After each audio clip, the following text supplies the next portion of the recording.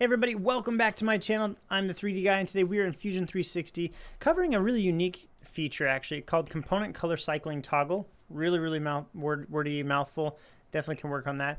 But before we jump in, if you haven't already, hit that subscribe button and the bell icon so you can get notified whenever I am posting these feature highlights. So over in Fusion 360, we have this hideous pair of sunglasses that I made a couple years back in school.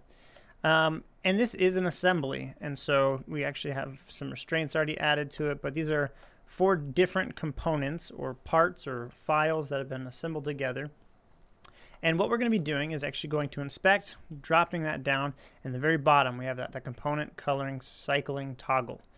Hotkey is Shift N. And when we click on it, you can see that it is actually applying a unique color per component. This is really helpful, especially if you're in an assembly that you have a large number of components that you've put together, let's say 10, 20, 30, whatever. But it really just helps differentiate between what part is what. And you can't see it now, but Shift N will bring it on and pull it off. But you can also do the same thing by just going into the inspect and clicking it again, and it takes it away.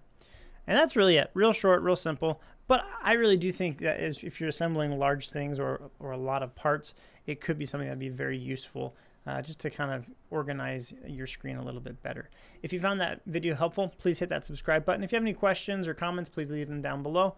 And as always, keep on modeling.